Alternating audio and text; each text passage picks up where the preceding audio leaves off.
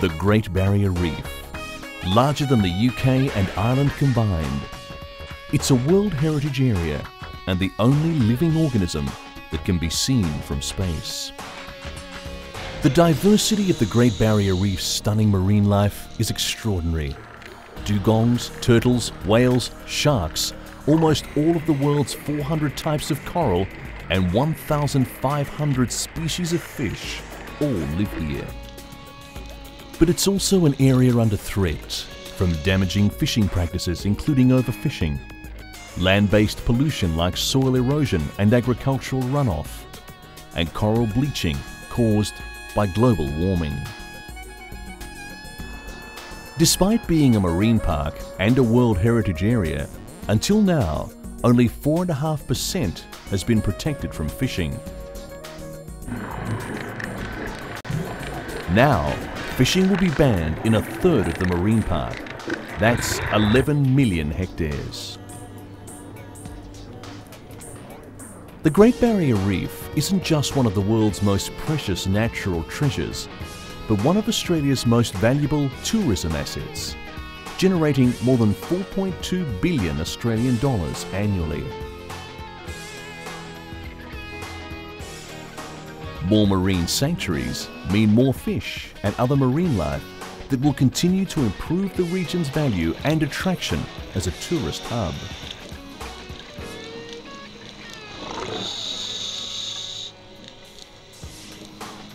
Agincourt Reef is just one of nearly 3,000 that make up the huge expanse of the Great Barrier Reef. Concentrating tourism in this area and others like it means that most of the reef remains undisturbed. Every year, tens of thousands of visitors come to this area.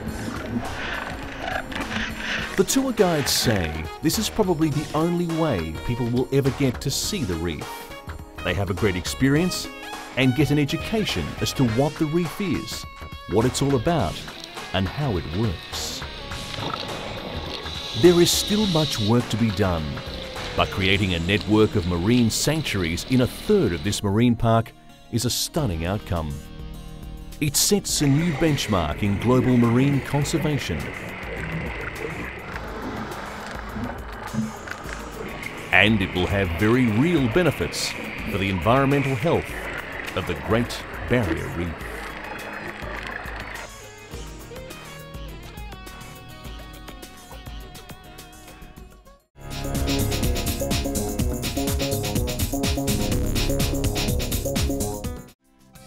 Now, if you're looking for a present for someone who has everything, this store in Berlin can help you.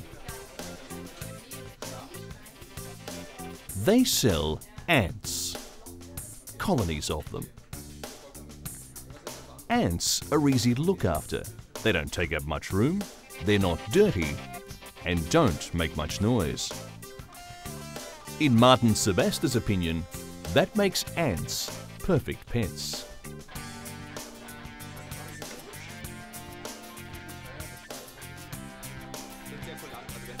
This is Europe's only ant shop. Sebastia's customers used to be zoos and research centres, but he quickly realised that more and more people were buying the little creatures for their own homes. He now sells at least 2 colonies per day for €100 each. The cost does vary, with the most expensive, the bull ants, costing €1,400 for a maximum of 25. These not-so-little creatures grow to a length of 3.5 centimetres and have a sting on the end of their tail like that of a wasp. Regional and tropical varieties are also available.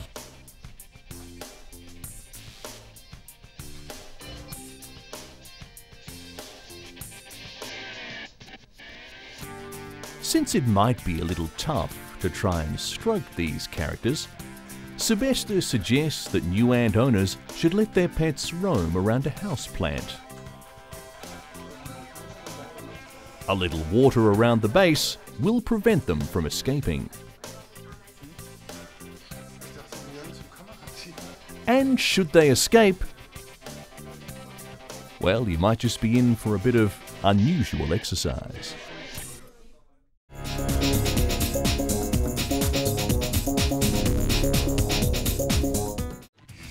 As summer begins to sizzle, the paddy fields of Corella come alive with a thunderous noise, the hooves.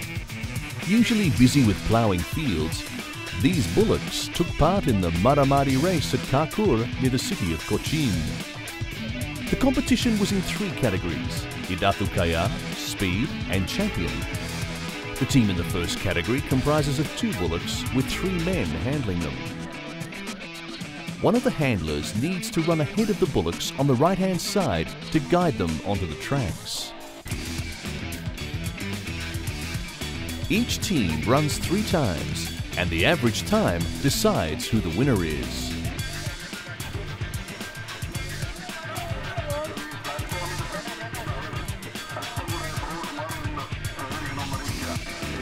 The race has become such a hit that it is now a week-long affair.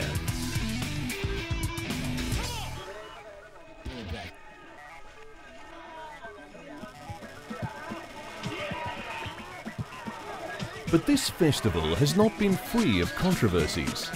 Animal rights activists approached the High Court to seek a ban on what they called a cruel sport.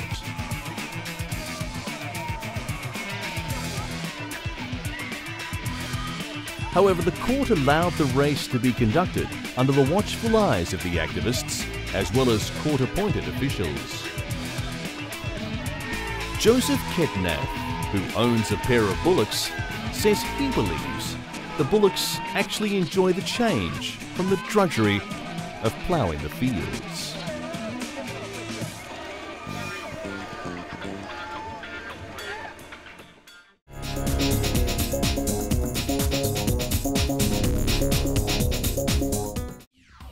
Nuclear physicist Elias Sadiris Haddad says he can determine when an elephant died, as well as its age, by a new carbon dating technique applied to the tusks, a process made possible by the above-ground nuclear tests of the past.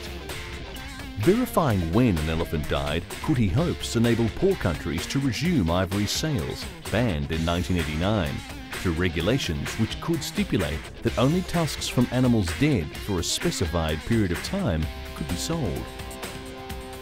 This could be a huge deterrent to poachers who are unlikely to hoard illegally taken tusks for years. The new dating system relies on traces of carbon-14, which became abnormally abundant in the atmosphere globally because of early nuclear weapons tests.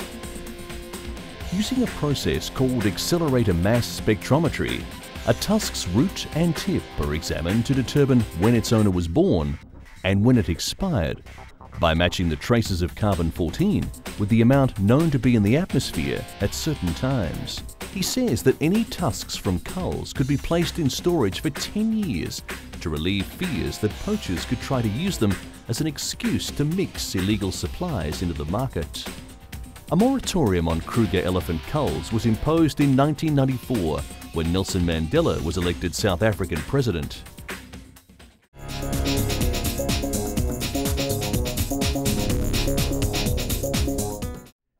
Dressed in elaborate costumes by their owners, 20 cats took part in the first ever competition to mark the launch of the Indonesia Cat Association. Cats were dressed in outfits ranging from baby to Formula One driver, as the owners took them up and down the catwalk.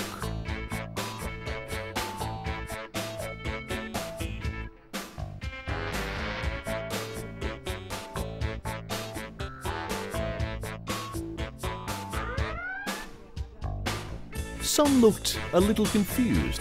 Others seemed oblivious to the commotion they were causing in this shopping mall.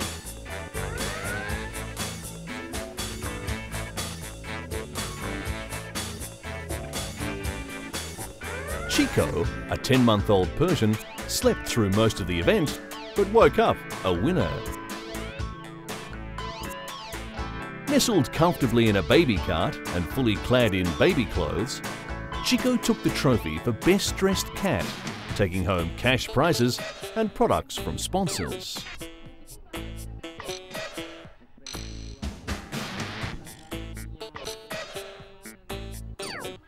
Chico's owner, Mona Savianti, admitted that her cat's favourite pastime, sleeping, was most likely due to her being overweight and that she needed exercise.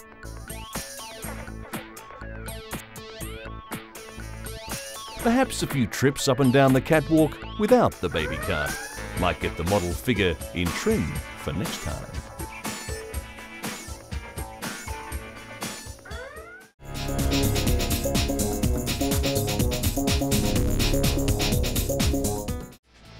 It's an exciting time for Bill and Janet Evans as their pets Daisy and BJ became the first passengers on British Airways' pet travel scheme from Bermuda to London.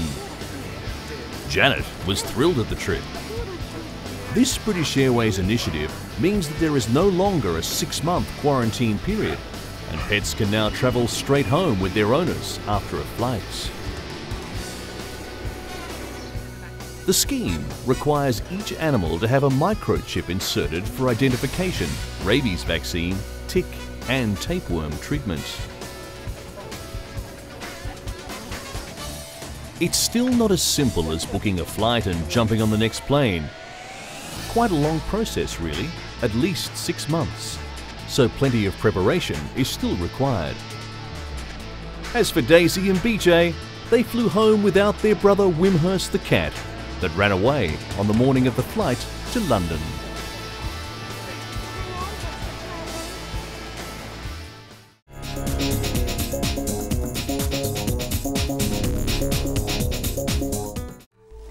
The Indian Ocean off the coast of Mauritius.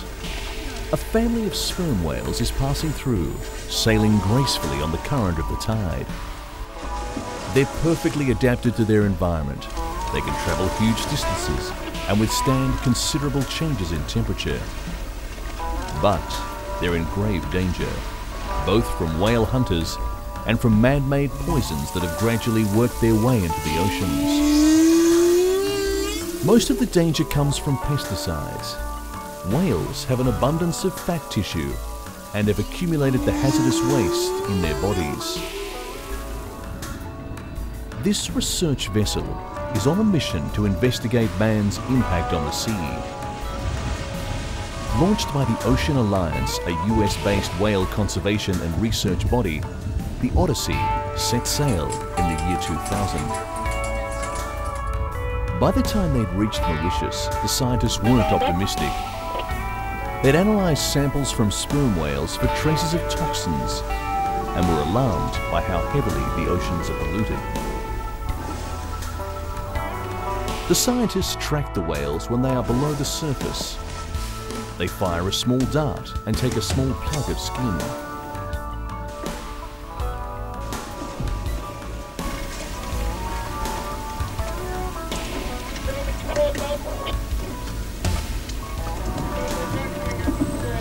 They then take it to the lab on board where it's cut into several pieces. The samples they collect are then analysed for man-made toxins. One of these is DDT, a highly toxic pesticide and insect killer which isn't water soluble, so it stays in the environment for a long time after it was first used. DDT contaminated food may be bad for your health, but in Africa, DDT saves lives. It's still widely used to kill mosquitoes that cause malaria. In a continent where 1 million people die of the disease a year, this is still the cheapest and most effective way to fight the illness. DDT is one of a list of 12 pollutants known as the Dirty Dozen.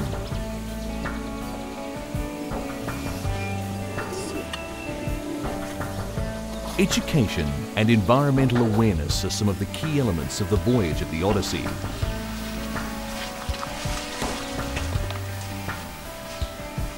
At their stop in Mauritius, the team invited students and government officials on board the yacht and gave them a few tips on how to protect the ocean and the creatures within it.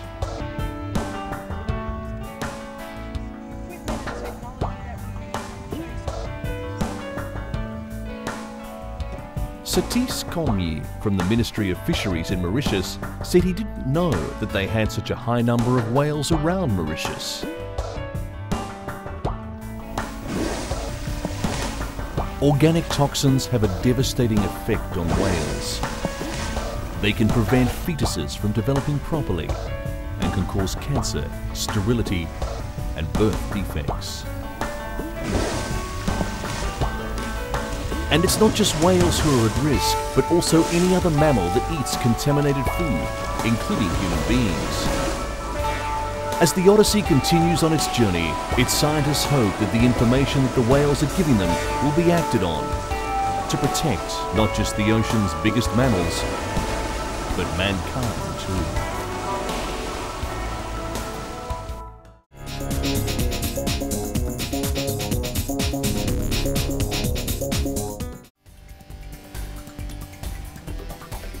The crowd who are gathered at the Berlin Zoo are waiting for the stars of the show. Meet Sitara and Amudaya, two young tigers enjoying their first outing.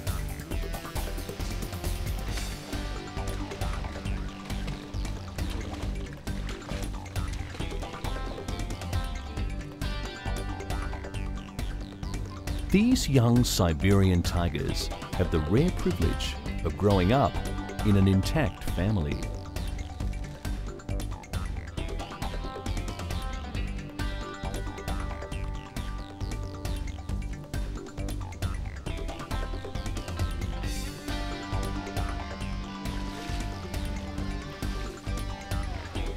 Sitara and Amudaya are twin tiger babies, and this was to be the first of many photo shoots.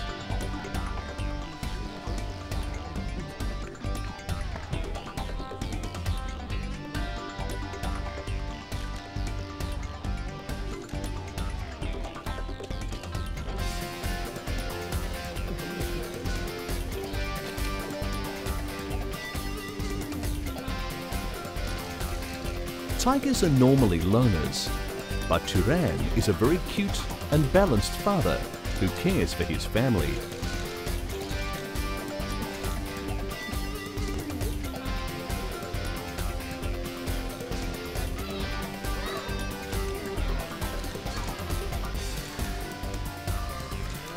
According to caretakers of the zoo, Turan was present when the babies were born, a rarity in tigers. And 17-year-old Father Turan clearly enjoys the company of his small children.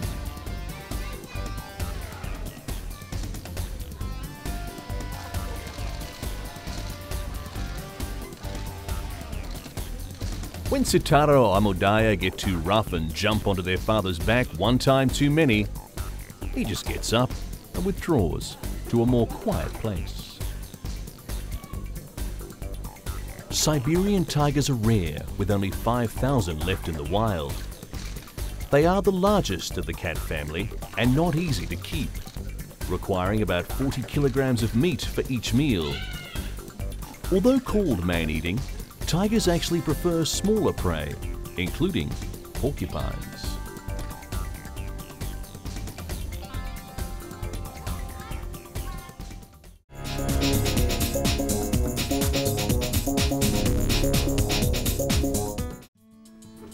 What do you get a Russian who has everything? A miniature horse to put in a miniature stable in their country home outside of Moscow. You can't ride them and you can't race them, but these mini horses are equine in all things except for size.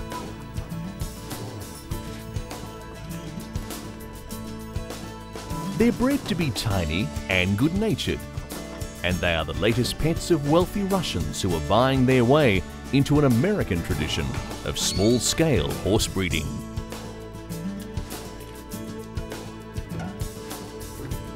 A venture located outside of Moscow has begun importing these diminutive horses from the United States, where miniature horses have been raised for several hundred years.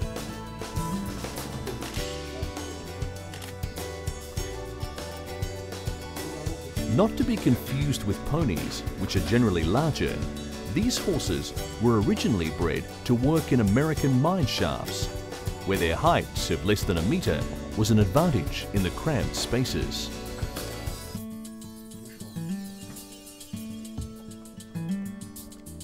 They say you need to relate to these horses like you would relate to children.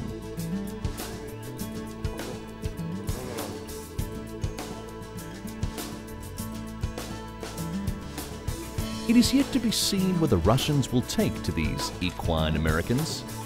They haven't caught on in Europe, and so far only a couple have been sold, not even a mini stampede.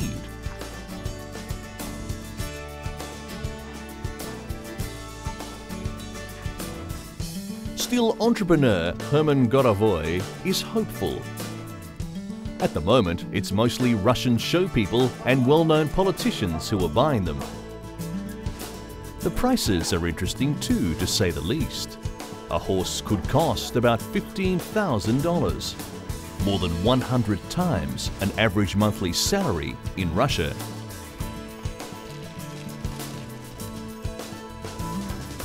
For that price, it better be a pretty good ride.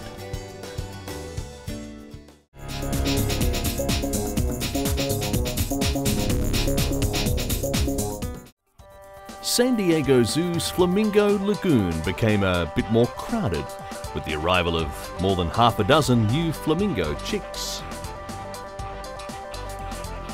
The zoo's bird curator was very pleased, as these were the first flamingo chicks in 4 years.